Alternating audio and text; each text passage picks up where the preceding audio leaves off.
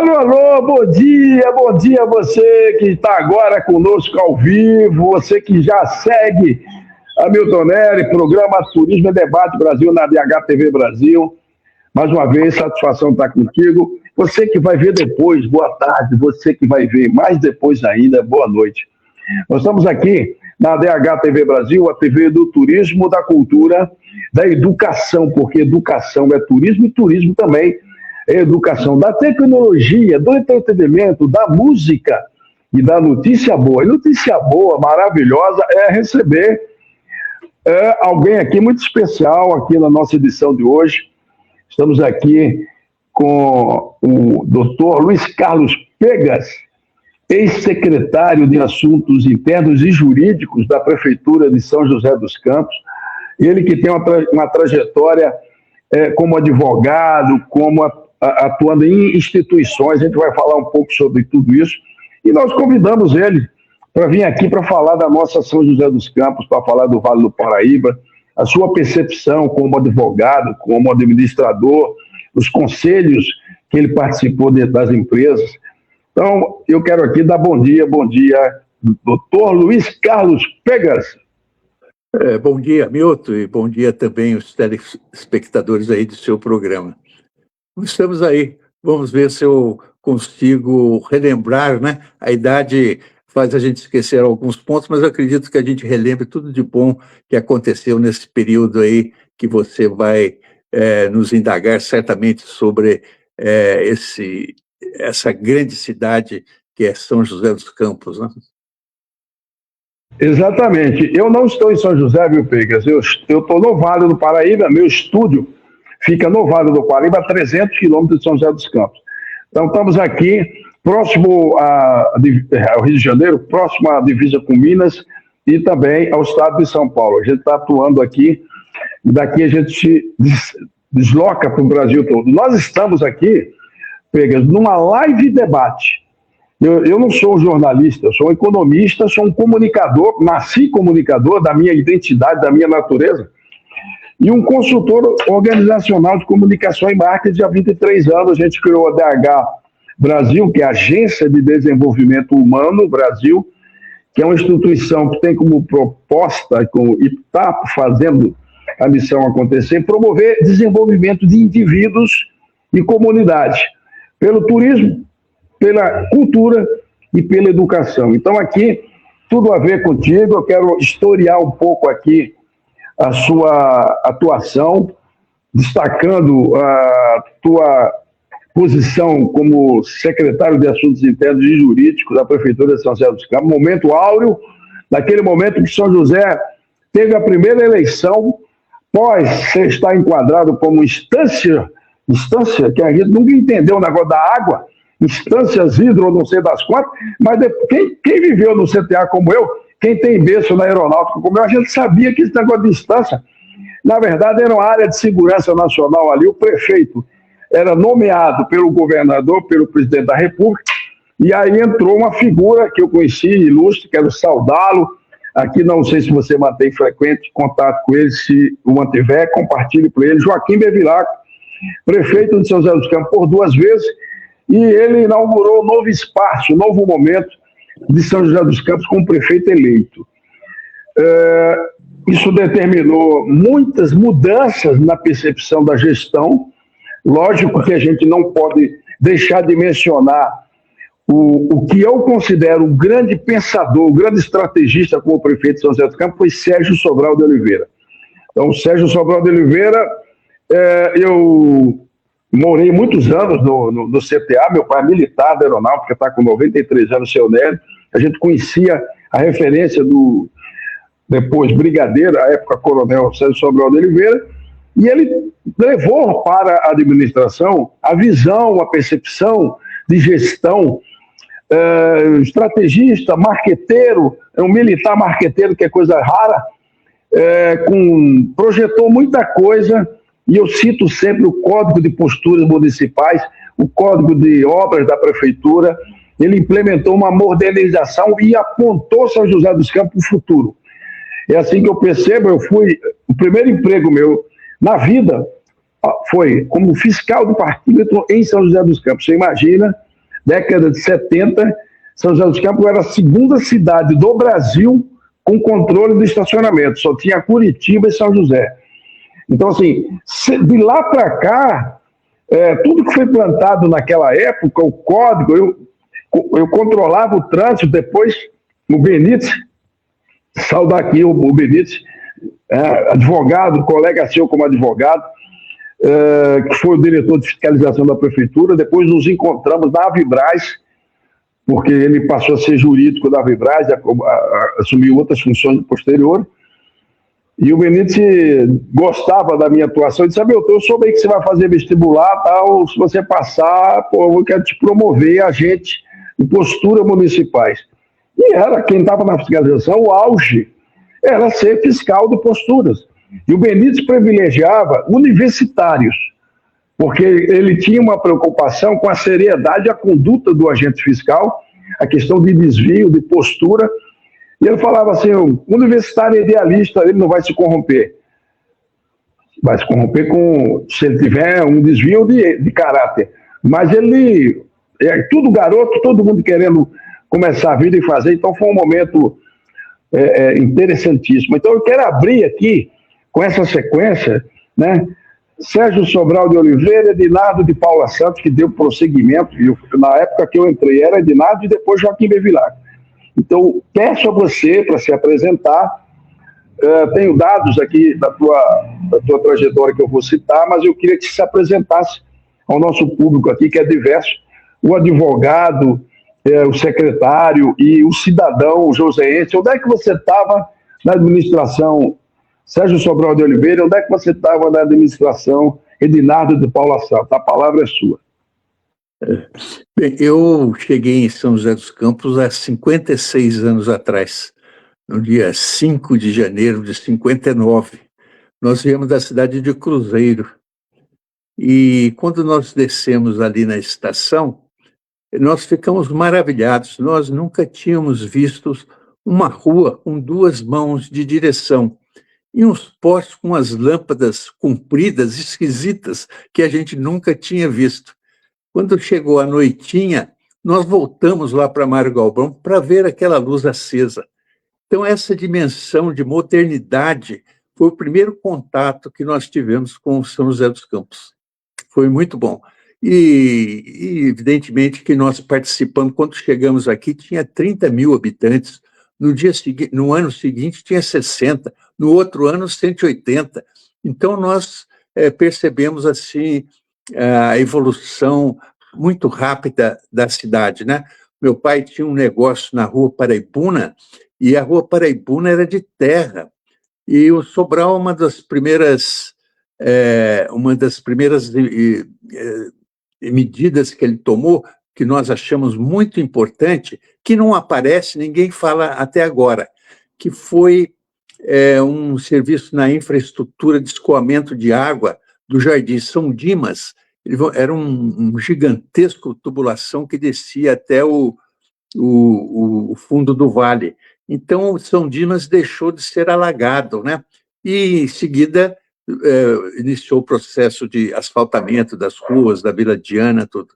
Então, a gente não se esquece desse ponto, e essa tubulação, esse esgotamento de água, ninguém lembra mais dele, mas foi muito importante ali para aquela região, né? Que no ano seguinte já tinha 10, 20, 30, 40, 50 prédios lá, que o Sobral trouxe aí uma atuação do Banco Nacional de Habitação. Ele trabalhou muito nesse sentido, né?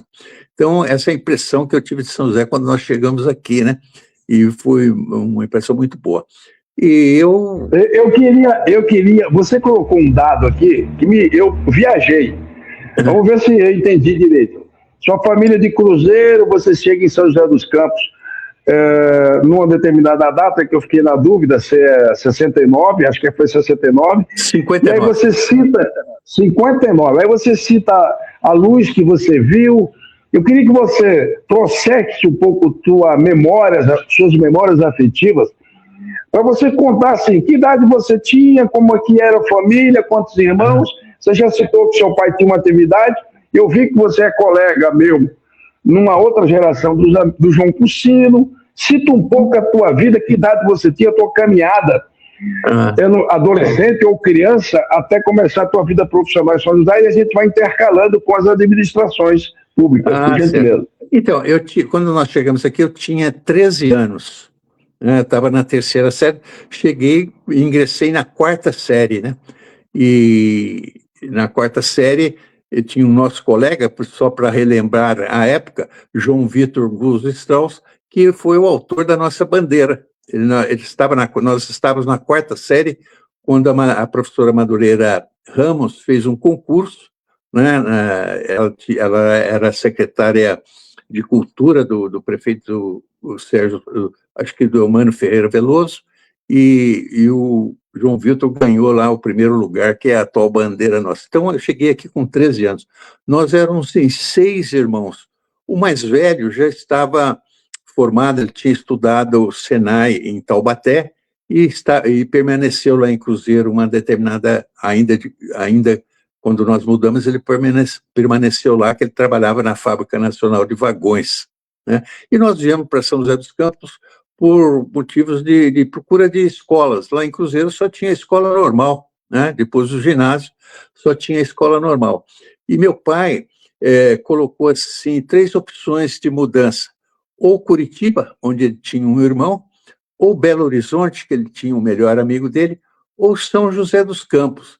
Nós escolhemos São José dos Campos não só porque era mais próximo, né? Mas porque a gente gostava muito de uma pessoa aqui que era vereadora até na cidade, chamada Nadim Raal. O Nadim Raal era caixeiro viajante e ele ia lá em Cruzeiro fazer as vendas de trigo. Meu pai tinha padaria lá em Cruzeiro e ele também vendia aqui. Ele representava também uma gráfica que fazia esses calendários e tal. E os calendários tinham 6 folhas, e a minha mãe deixava a gente, cada filho, escolher uma folha tal. Então, o Nadim Raal era uma pessoa muito querida da gente quando criança, porque ele era aquela pessoa que ele levava aqueles retratos bonitos, aquelas coisas muito bonitas que eram colocadas nos calendários. Então, ele foi um grande incentivador para a gente vir a São José dos Campos. Eu me lembro muito bem disso, do Nadim Raal, muito bem do Nadim Raal. Era muito querida. Depois eu conheci o filho dele na prefeitura, nós trabalhamos juntos. E com 14 anos. Aos 18 anos, eu fui trabalhar no CTA, no PMR, Pesquisa de Materiais Raros. Eu trabalhei lá 1 ano e meio. O meu chefe era o Dr. Nilson de Almeida. Ele, naquela época, você vê, há 50 e poucos anos atrás, há 60 e poucos anos atrás, né? O Brasil iniciava uma pesquisa com fibras de vidro, que era uma coisa inusitada, nunca tinha aqui no Brasil. O Dr. Nilson trabalhou na Inglaterra e trouxe isso aí para desenvolver aqui uma hélice de fibra de vidro, né? O nosso chefe maior era o Coronel Moraes, não sei se você conheceu. E de lá, mas depois teve uma oportunidade, meu pai mudou de ramo. Ele também tinha uma padaria aqui, ele mudou de ramo, e a padaria ficou para mim e para o meu irmão. Então, eu saí do CTA e trabalhamos 2 anos. Depois eu entrei na faculdade de Direito, não foi mais possível trabalhar na padaria. Na época era um serviço muito puxado, né? Você acordar de madrugada, aquelas coisas todas. E fui fazer Direito, né? Fui trabalhar como estagiário no escritório e me formei. E com 33 anos, eu fui convidado pelo Bevilacqua lá para assumir o departamento jurídico da prefeitura e logo em seguida a secretaria, né, de assuntos internos e jurídicos, como você lembrou. Eu queria abordar aqui alguns fatos relevantes da tua trajetória que absolutamente é compatibilizada com o tema maior nosso, que é a história do desenvolvimento tecnológico do Brasil pelo CTA e pelo ITA. Jamais imaginei que você tivesse trabalhado no CTA, no PMR. E você citou aí o Nilson, você falou do doutor Nilson de Almeida, eu queria saber um pouco mais, se ele é engenheiro, e uma pesquisa de fibra de vidro para usar em que no avião? Coloca um pouquinho para a gente aí. Então, o doutor Nilson, ele se formou no ITA, e foi fazer algum aperfeiçoamento na Inglaterra. E ele retornou, foi criado o PMR, era Pesquisas de Materiais Raros, né? E ele trouxe de lá as fibras de vidro e para implementar um projeto da construção de uma hélice de fibra de vidro. E nós fizemos lá. E construímos a hélice de fibra de vidro, né? E o Dr. Nilson depois ele montou uma fábrica onde é ao lado do shopping lá da Dutra, uma fábrica chamada Fort Place. E ele iniciou a construção de barcos de fibra de vidro, que foi pioneiro no Brasil, né? A fibra de vidro era uma coisa completamente desconhecida.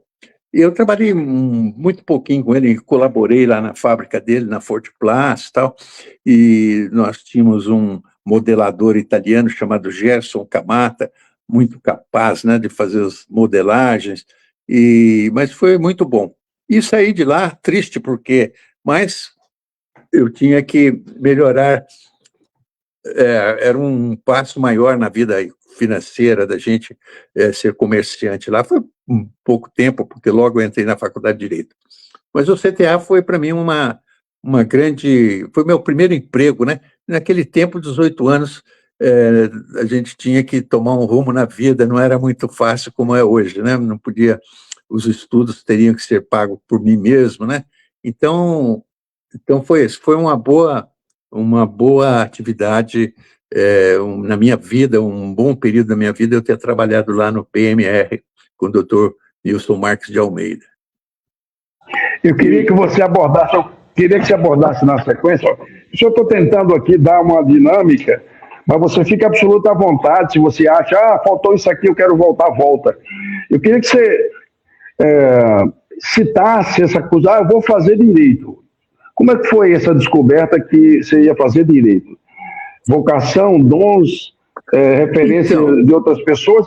Conta um pouquinho da faculdade de Direito, na tua época, e aí a gente vai seguir um pouco. Quando você sai da faculdade, vai fazer o quê como advogado, e aí depois a gente vai falar sobre chegar na administração e falar um pouco do Bevilacqua também. Então, um pouco da tua decisão de fazer Direito e o teu processo de formação.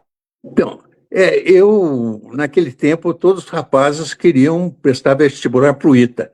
Eu nunca pensei nisso, sinceramente, nunca pensei nisso. E eu gostava já muito de política, né? Eu pertenci à JJ, a Juventude Janista, não sei se você lembra, né? Eu nem lembro o que eu fazia, mas eu pertencia, era uma vassourinha que a gente tinha na lapela, né? Mas chegando na faculdade, eu fui incentivado muito pelo professor Duílio Panziera, era um professor de português, né? E ele nos incentivou muito. E eu também gostava muito no ginásio, eu me notabilizei assim, pelo menos eu sentia isso, com a língua francesa, né? Eu tive contato mais com essa área de humanas, né? Mas chegando na faculdade, eu sempre gostei de política. No quarto e quinto ano, os estudantes poderiam postular cargos na direção dos centros acadêmicos. E então eu, no quarto e quinto ano, eu fui presidente da Associação Atlética Acadêmica, né, que é a federação da FUP, Federação Universitária Paulista, organizava, né? E a Faculdade de Direito não tinha muito bem organizada isso. O Zé Feres, Assad e eu organizamos lá, disputamos, então participamos muito da política estudantil, além de participar também das diretorias do centro acadêmico, né? E dali, e confesso para você, dali que nasceu uma ideia, pelo menos no âmbito dos advogados, de participar daquele movimento de recuperação política e administrativa da cidade, né? O Bevilacqua, eu era calouro do Bevilacqua, né? Na minha turma tinha o Amin Assad, o José Feres, os dois irmãos, eu, em seguida nós éramos os nossos calouros Robson Marinho, e tínhamos um amigo também, Salim Saab, essa turma, né, junto com o Roberto Wagner de Almeida, o Paulo Venceslau, tudo, tinha essa ideia que acabou dando certo na de recuperação da autonomia política de São José.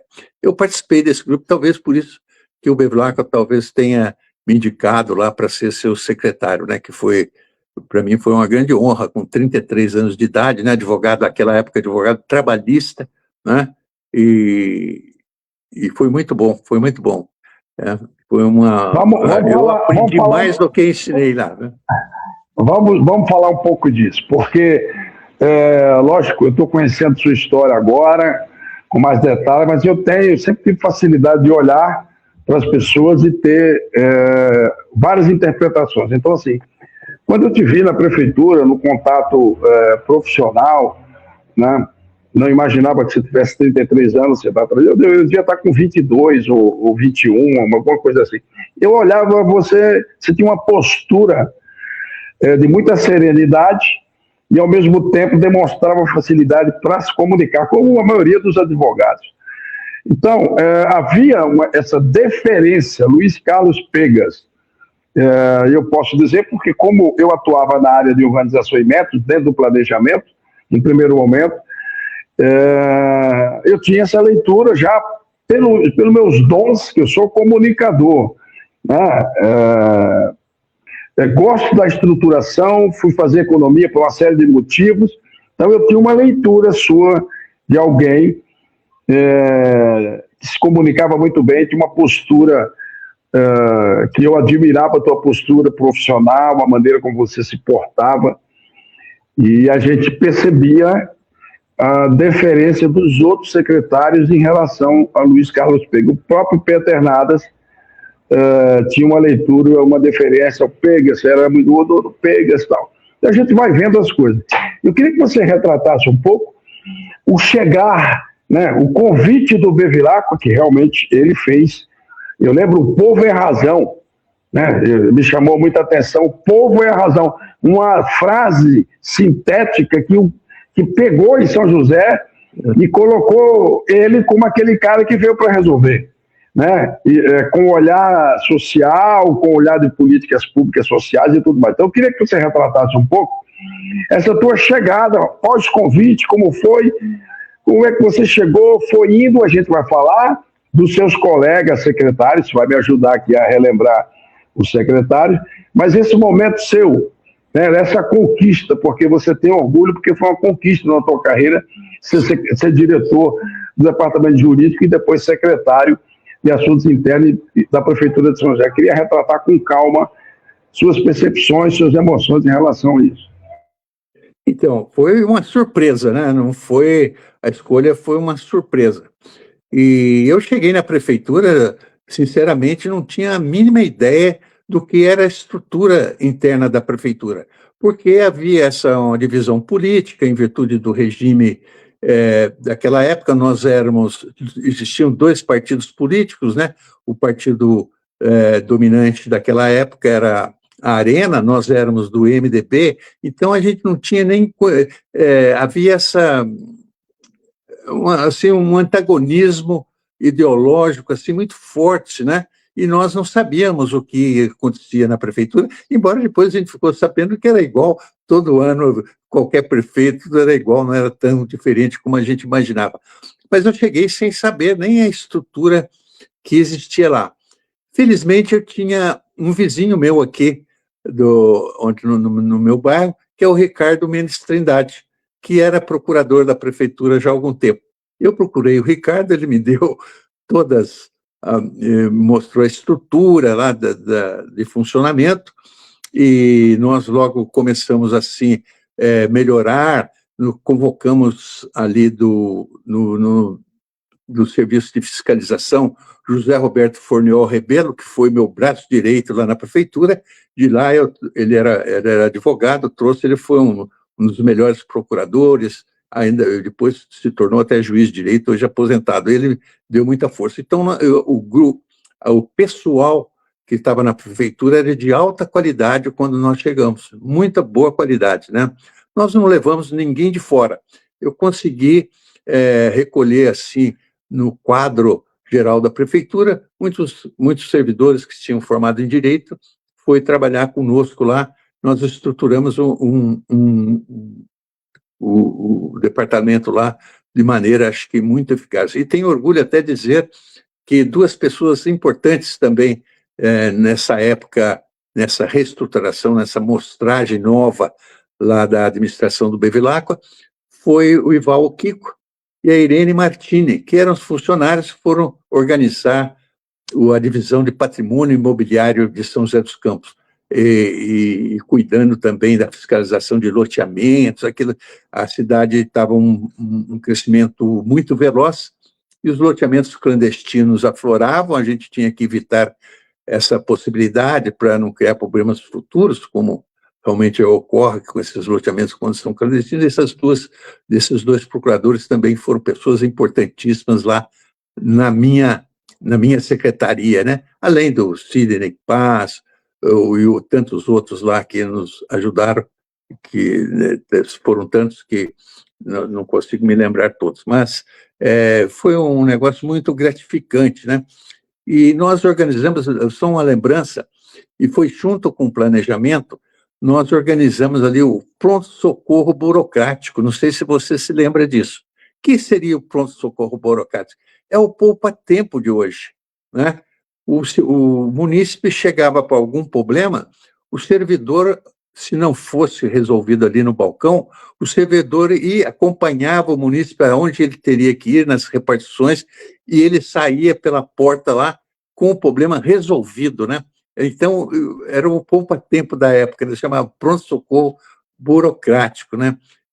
Foi chefiado por uma advogada, não me lembro o nome dela aqui, mas ela se deu muito bem lá nisso. E foi essas atitudes, assim, que você falou, que geraram aquele emblema do Bevilacqua, o povo é a razão, né? O atendimento pessoal, o sentimento de que o governo decorre da vontade popular mesmo, né? Que o povo tem esse direito, né? Que ele estipendia os funcionários, ele tem direito de exigir a contrapartida correspondente. Foi isso, foi muito bom nessa área, não jurídica, já era área de administração, porque a Secretaria de Assuntos Internos e Jurídicos, por incrível que pareça, ela abarca, hoje, seria 5 secretarias. Era o departamento jurídico, propriamente dito, os recursos humanos, que era o departamento pessoal, que era gigantesco, quase 2.000 funcionários, né? O departamento de recursos materiais, as licitações, as compras e licitações também era uma área muito sensível, teria que ter muito cuidado. E os serviços internos, a zeladoria dos prédios municipais. Também, até cemitério a gente tomava conta lá. Então, era muito abrangente a secretaria. E em cada ponto desse administrativo, nós atuamos, acho que de maneira eficaz, né? Falando em cemitério, eu lembro isso, a pessoa fica meio advogado cuidando de cemitério, mas eu lembro que eu propus ao Bevilacqua e foi realizado um decreto de reduzindo de 10 para 5 anos o período de exumação dos cadáveres, porque nós não tínhamos vaga nos cemitérios, né? Logo em seguida, depois foram construídos mais 2 cemitérios, e essas questões assim que não são aparentes, mas que demandaram muita atividade lá da secretaria que eu chefiei, né?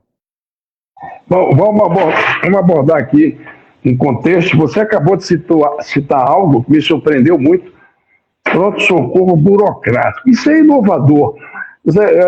Como você define o poupa-tempo de hoje? Então, assim, São José dos Campos, até hoje, ela continua padecendo. O prefeito Anderson Faria teve 4 vezes aqui no meu programa. São José é um oásis no Brasil. São José é o Brasil que deu certo. São José é o Brasil que o Brasil precisa conhecer. Mas São José dos Campos põe ovo igual a pata. Coisas diferentes, únicas acontecem, a pata põe ovo quietinha, ninguém fica sabendo. Tem que colocar ovo igual a galinha, cacareja antes e depois. E nisso, o Bevilacqua era muito bom.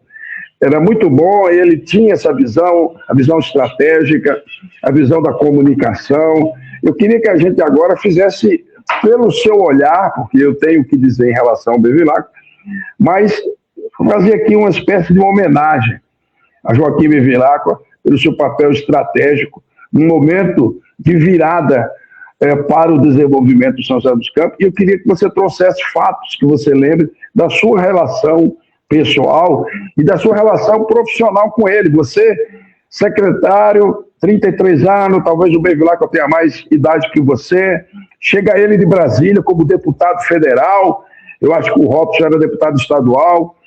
Como é que foi isso? E aqui aproveito para você deixar o espaço e fazer a sua citação, a sua homenagem que você acha que procede com relação a Joaquim Bevilacqua na história de São José dos Campos. O Bevilacqua tinha a mesma idade minha, 33 anos. E vou dizer a você, o Bevilacqua, como deputado federal, ele foi escolhido, tinha aquele DIAP, era um departamento de avaliação parlamentar, ele foi escolhido entre os, reconhecido como um dos 10 melhores parlamentares do Brasil, né? E ele teve uma atuação gigantesca na elaboração da Constituição Federal de 88, né? Ele participou de todos os debates. Eu tive uma vez, certa feita, com Ulisses Guimarães. Ulisses Guimarães falou: eu antevejo uma grande carreira política do Bevilacqua. O Bevilacqua teria que ser candidato a senador, mas o Bevilacqua não quis. Mas foi muito gratificante. O Bevilacqua tinha, como você disse, houve uma mudança do foco político no tratamento da cidade. Houve um direcionamento mais social, né? Me recordo agora, você falando sobre nomes do Geraldo Vilhena. O Geraldo Vilhena foi criada a Secretaria de Assistência Social, e o Geraldo Vilhena criou um grupo de trabalho para a desfavelização do Vidoca.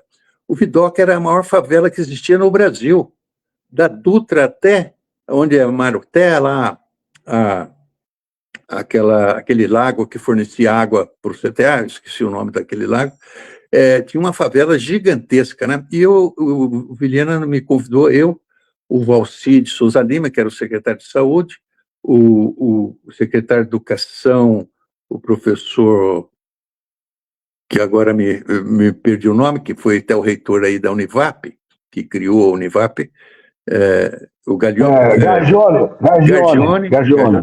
E nós, esse grupo de trabalho, nós fomos desfavalizar lá, com a criação, com a implantação de uma política habitacional na cidade pelo Bevilacqua, né? Ele criou lá onde o Conjunto Integração, né? O Eumano Ferreira Veloso, ele criou a Empresa Municipal de Habitação, a EMA, né? Que deu esse enfoque muito forte na habitação, né? Em todos os setores sociais, né? Criou as Sociedades Amigos de Bairro, em São José dos Campos. Eu participei outro dia eu estava aqui na Sociedade Amigos de Bairro do meu bairro, cuidando de modificação do estatuto. Eu falei: olha, o primeiro estatuto aqui da cidade foi eu que fiz. Como? Você não morava aqui? Eu falei: não, eu estava na prefeitura, nós fizemos um padrão e tal. E teve essa atuação do Bevilacqua. E o Bevilacqua era uma pessoa assim, muito sensível nessa área de atendimento, de relacionamento popular. Não era só eleitoral, não. Não era só eleitoral. Ele atendia toda sexta-feira, a prefeitura paralisava, nós tínhamos que descer lá no atendimento, e o Bevilacqua também, a gente atendia lá a população em todos os setores, todas as demandas sociais que tinha, a gente resolvia lá rapidamente ali na sexta-feira, aquele despacho pessoal do Bevilacqua com o munícipe, né?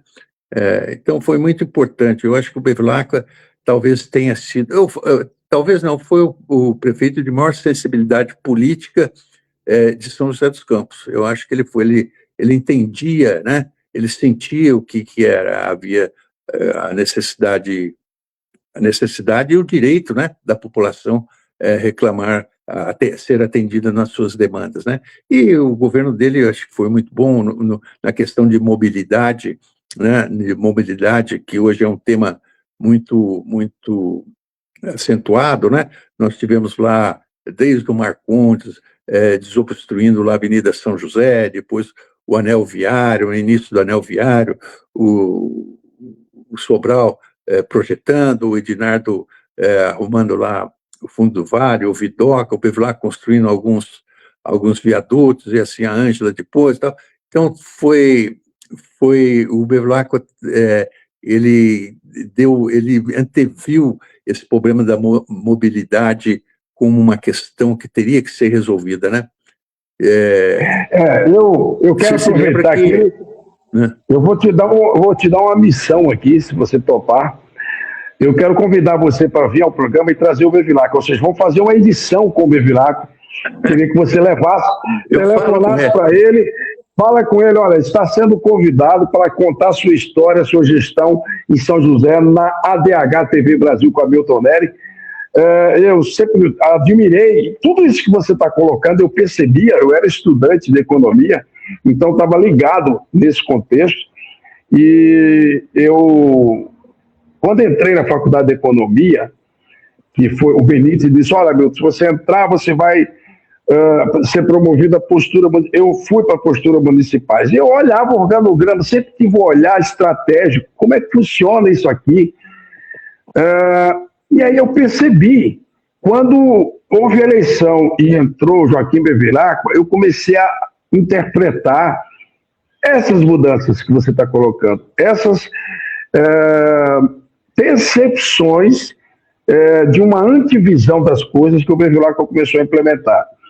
E aí um dia parei pensando, falei assim, olha, eu tenho que provocar a minha transferência para uma área mais afim da área de economia, da área de administração, do que eu estou na fiscalização. E eu fui o antigo gabinete do prefeito, que é na João Guilhermino, ali era a prefeitura, o gabinete, depois virou o FAME, e eu fui lá e disse, eu quero falar, fiz a minha leitura, e quero falar com o diretor, o assessor de coordenação e planejamento, Peter Nadas. E aí um húngaro me recebeu, né, o Peter Nadas me recebeu com aquele carisma que ele tinha, ele era carismático, e ele se entusiasmou com a minha percepção, porque aí eu fiz uma síntese, olha, isso, eu conheço isso da história organizacional, e eu gostaria de,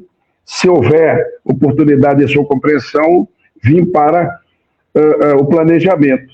E de pronto, ele falou, não, vamos sim, eu gostei muito da gente estar reestruturando, começando tudo aqui. Era bem o começo da administração Bevilacqua. E em 2 semanas, 1 mês, eu estava lá transferido como técnico de planejamento.